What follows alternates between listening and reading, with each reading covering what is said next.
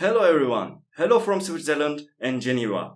My name is Şafak Sönmez and I am the president of the SEG student chapter at the University of Geneva. I am doing my PhD here as well, based on web thermal systems. And welcome to our student chapter. Hello everyone, my name is Mara Miranda and I'm the vice president of the chapter of Geneva. I'm currently doing my PhD in experimental geochemistry, also in the University of Geneva. I am Malena Cazorla Martinez and I am the secretary of the SEG student chapter of the University of Geneva. And currently I'm doing my master's degree in the orientation of geochemistry, alpine tectonics and earth deposits. Hello dear SEG members, my name is Enzo Cacciatore and I'm the treasurer of the student chapter here in Geneva. Beyond that, I'm doing my PhD in experimental geochemistry, focusing on magmatic systems related to ore deposit formation. How goes it, everyone? My name is Ivano Gennaro, and I hold the unofficial position of webmaster for the chapter here in Geneva. I'm also a PhD student here at the University of Geneva, and I'm focusing on ore-metal exchange between fluids and magma. So please enjoy the next few minutes as we take you on an adventure through the Western Alps.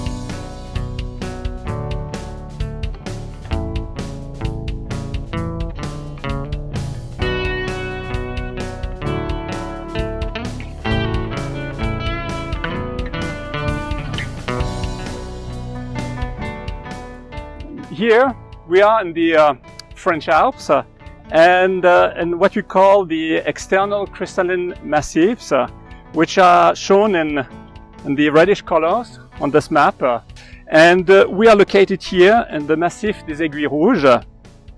And you have several massifs which belong to that belt. The R Massif in the Swiss Alps.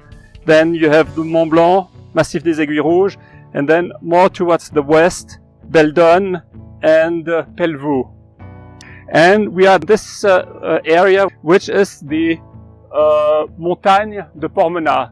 The Montagne de Pormenat consists of this monzonite, shown in orange, which has been dated at 333 plus or minus 2 million years.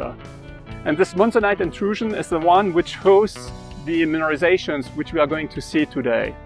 So we are going to walk up to the Montagne de Pormenat.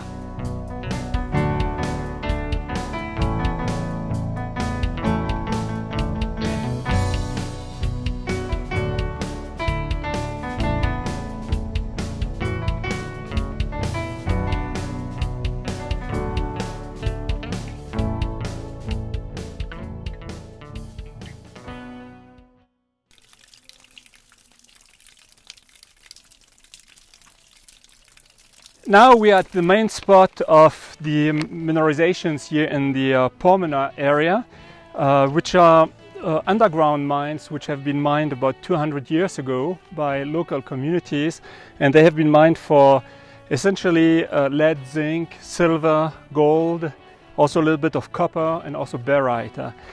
And the veins are more or less roughly east-west oriented, and up here you see the tailings of two of the main operations, and which are called, the lower one is called Mine Barak, and the upper one Mine Rocher.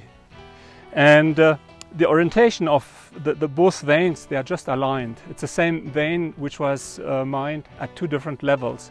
And the main gangue minerals are barite and quartz, pyrite, galena, chalcopyrite, sphalerite, and then you find also different types of sulfur salts. And gold and silver are associated with these sulfur salts and the sulfides. Then we can talk about the sequence of events, okay? The student who did all this work here recognized essentially three stages. The first one, which is this big vein, just due to the filling starting with barite on the walls and then becoming more and more quartz rich in the central part.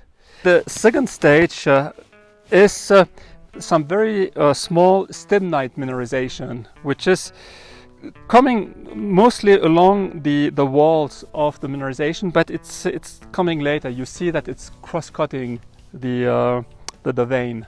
The third stage consists of these very late veins, and these are the ones you have seen before, which are the quartz, very nice quartz crystals growing in open space. And that's what we call the druzy quartz. And this is the very late stage. We calculated a depth of 3.6 kilometers of emplacement of these veins based on the isocores and the sulfur isotopes, which is totally consistent with geological reconstructions in the area. So that's why we believe that this mineralization is alpine in age, because it fits with the alpine structures. The fluids we have, you find them in all other alpine systems. Probably you will find the same type of fluids again.